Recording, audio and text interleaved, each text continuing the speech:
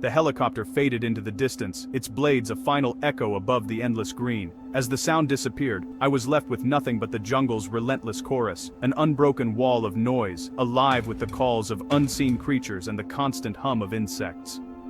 The realization hit me. I was truly alone, swallowed by the immensity of the rainforest. The air was thick, almost suffocating, and every breath felt heavy, as if the jungle itself pressed down on my chest.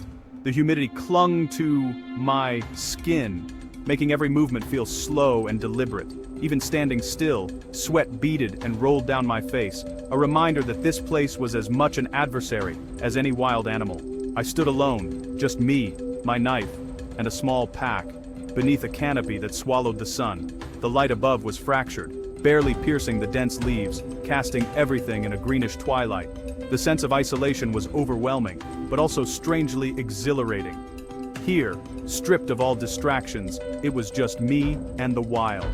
The jungle felt ancient and indifferent, a place where I was nothing. The trees towered above, their roots twisting like the bones of some forgotten giant. Moss and lichen covered every surface, a testament to centuries of growth and decay. I was a visitor in a world that had existed long before me, and would continue long after. My first priority: get my bearings, and stay calm. The urge to panic was strong, but I knew that fear would only cloud my judgment. I forced myself to slow down, to take in my surroundings, and to remember my training. Survival here would depend on my ability to think clearly, even when every instinct screamed otherwise. Panic wastes energy. Focus is survival. I closed my eyes for a moment, listening to the sounds around me, the distant call of a bird, the rustle of leaves, the steady rhythm of my own breath. Each breath was a reminder to stay present, to take things one step at a time. I broke the challenge into steps: shelter, water, food, fire. Each task was a lifeline, a way to impose order on the chaos. I laid out my gear, checking each item carefully: my knife, some rope, a few basic supplies. These would be my tools for survival, my only allies in this vast, indifferent world. I scanned for resources, not just scenery. Branches for shelter, dry ground for sleeping, signs of danger hidden in the undergrowth. Every detail mattered. The jungle was beautiful, but it was also full of hazards. Venomous insects, hidden predators, and plants that could injure with a single touch. The humidity and insects were immediate, constant reminders of the jungle's intensity. Mosquitoes swarmed, biting any exposed skin, and the air buzzed with their persistence. Sweat stung my eyes, and I had to remind myself not to scratch, not to waste energy on discomfort. Here, even the smallest annoyance could become a real threat.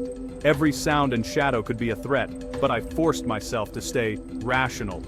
The jungle was alive with movement, branches swaying, leaves rustling, the occasional snap of a twig. I had to trust my instincts, but not let fear take over. Caution was my best defense. I needed a base camp, away from water, off animal trails, close to resources. The right spot could mean the difference between safety and disaster. I moved slowly, scanning the ground for signs of animals, checking for dry, elevated ground that wouldn't flood if the rains came. I found a small clearing between two massive roots, slightly elevated above the forest floor. It was dry, sheltered from the wind, and offered a good vantage point to watch for danger. The roots themselves would serve as natural barriers, giving me a sense of security in this wild place. It offered protection and a solid anchor for shelter. I began tying my rope, securing my tarp between the roots, making sure everything was tight and stable. Each knot was a small victory, a step toward turning this alien world into something I could survive in. This would be my home, at least for now. I sat for a moment, letting the reality sink in. The jungle was still overwhelming, but I'd carved out a small space for myself, a place to rest, to regroup, to plan my next move. The first step was done. I was no longer lost, but a survivor. I felt a surge of pride, knowing I had taken control, even in a place designed to break the unprepared. The jungle was still vast and dangerous, but I had proven to myself that I could adapt. The jungle was overwhelming, but I had a plan. Every decision mattered. Every action had consequences. I knew that mistakes here could be fatal, but careful planning and determination would be my guide. The journey had just begun. With my camp established and my mind focused, I was ready to face whatever the green hell would throw at me next. Shelter is more than just protection from the elements, it's your mental stronghold, your sanctuary in the wild. Out here, surrounded by the endless green and the constant hum of the jungle, having a place to call your own is a lifeline. It's not just about staying dry or safe from predators. It's about creating a space where you can breathe, regroup, and gather your thoughts. I decided to build a lean-to, a simple yet effective design. The first step was finding a sturdy ridge pole, which I wedged securely between two thick tree roots. This would be the backbone of my shelter, holding everything together. I propped it up with a forked stick, making sure it was stable enough to withstand the wind and rain that often sweep through the jungle. Next came the rafters. I gathered dozens of straight branches, each one carefully selected for strength and length. I leaned them at a steep angle against the ridgepole, ensuring that any rain would run right off instead of pooling on the roof. This angle was crucial, too flat, and the water would seep through. Too steep, and the shelter would lose space. To hold everything together, I lashed the key joints with flexible jungle vines. These natural cords were surprisingly strong, and with enough tension, they made the frame solid and secure. Every knot I tied added to the shelter's strength, giving me confidence that it would hold up through the night. For the roof, I layered broad palm fronds from bottom to top, overlapping them like tiles on a house. Each layer helped to shed water, and the thick, waxy leaves acted as a natural barrier against the relentless rain. I took my time, making sure there were no gaps. Every detail mattered when your comfort and safety depended on it. When the first rain came, I watched as water ran off the roof in steady streams. Staying dry was crucial for survival, not just for comfort but to avoid hypothermia and keep my spirits up. In the jungle, a dry night can make all the difference. The floor mattered too. I raised it off the damp ground with a layer of branches, then piled on soft leaves for insulation.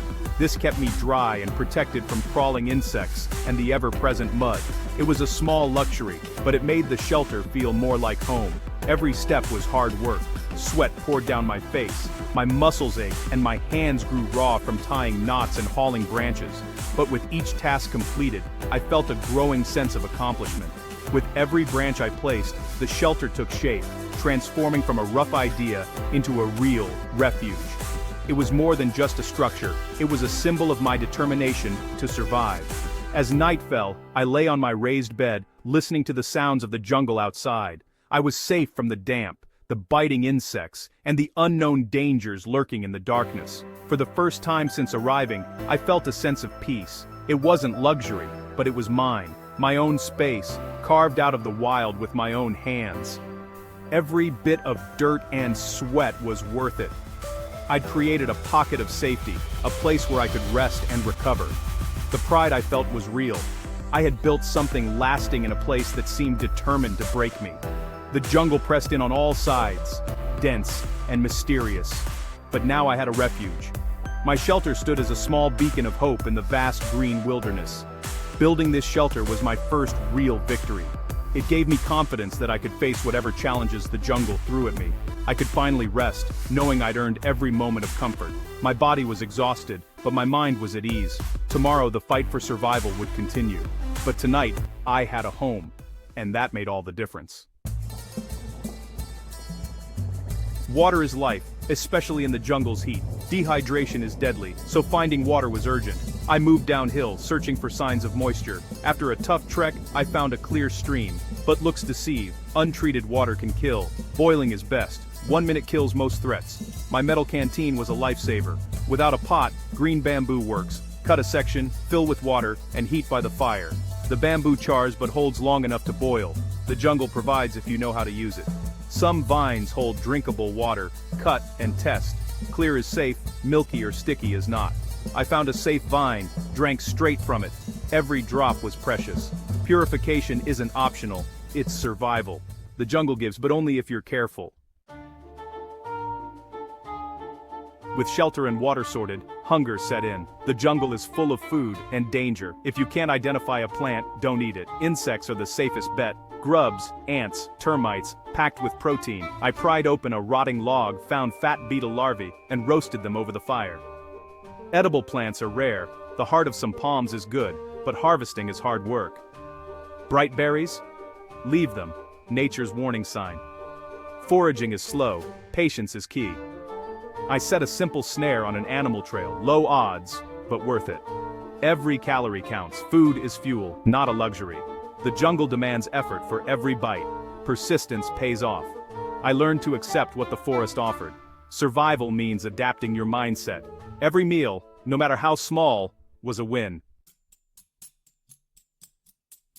In the rainforest, you're not the apex predator. Avoidance is the best defense. Make noise, don't surprise anything. My camp was on high ground, away from water and animal trails. At night, fire was my shield. Light and smoke kept predators at bay. Snakes are everywhere. Always check where you step or reach. I used a stick to poke through leaves and firewood before grabbing. Gear stayed off the ground, boots shaken out each morning. Mosquitoes and insects are constant threats. Cover up. Use smoke. Respect every creature, big or small. Vigilance is survival. The jungle is their home. I was just a guest. Stay alert, and most dangers can be avoided.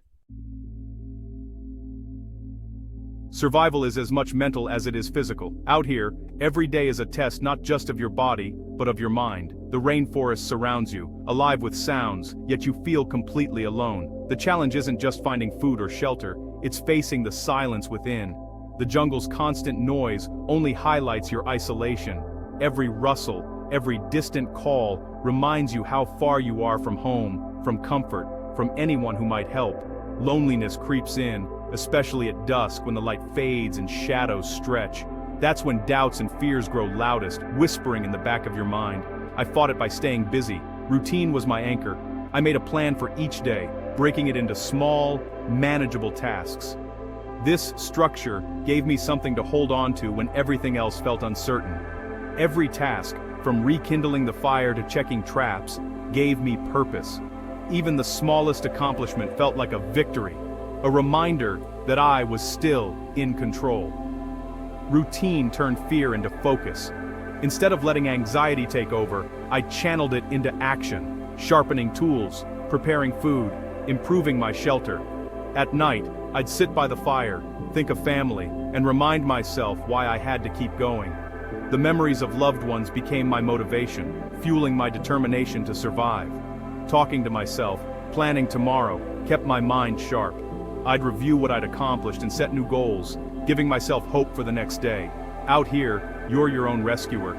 There's no one else to rely on, so you learn to trust your instincts and decisions. Every small success built confidence, lighting a fire, catching food, or simply making it through another night. Each one proved I could handle whatever the jungle threw at me.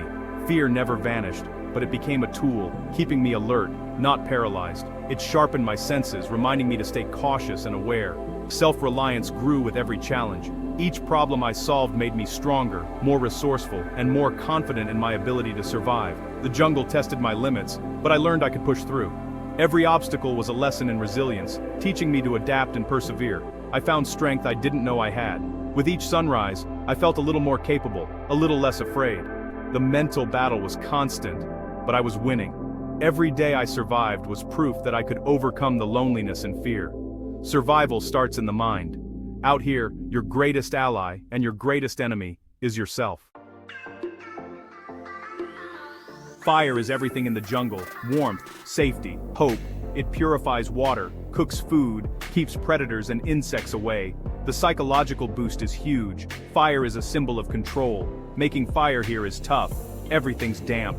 I searched for dry tinder inside dead standing trees and fluffy seed pods. I stored tinder in a dry pocket, always ready. Kindling and fuel wood were gathered in advance. I used a bow drill friction, patience, and persistence. The first wisp of smoke is magic. I coaxed the ember into flame, then built it up. Creating fire from scratch felt like a triumph. It connected me to ancient survival skills. Fire was my companion, my protector. In the heart of camp, it was life itself. Every night, the fire reminded me I could endure. The jungle strips away modern distractions. You learn how little you need: shelter, water, food. Gratitude for the basics becomes profound. The jungle tests your limits, then pushes you further. You discover strength you never knew you had. The mind quits before the body. Pushing past, That is the real lesson. You become part of the ecosystem, not just an observer. Nature isn't to be conquered, but respected and understood. Alone, you confront your true self, strengths, fears, and all. It's uncomfortable but clarifying. You learn to trust your instincts and judgment. The jungle changes you, revealing who you really are. Its lessons last a lifetime. Extraction Day felt different. I was changed. The jungle was no longer an enemy, but a world I understood. Packing up camp was bittersweet. My shelter had kept me safe. I moved with confidence, noticing details I'd missed before. The jungle's beauty and challenge were now familiar. The helicopter sound was both relief and loss. I'd missed the simplicity and peace of jungle life. The wild had tested and taught me. I left with respect for nature and for myself. From above, the jungle looked peaceful, but I knew its true nature. I carried scars, stories, and a deeper understanding. The greatest lesson: the human spirit is the ultimate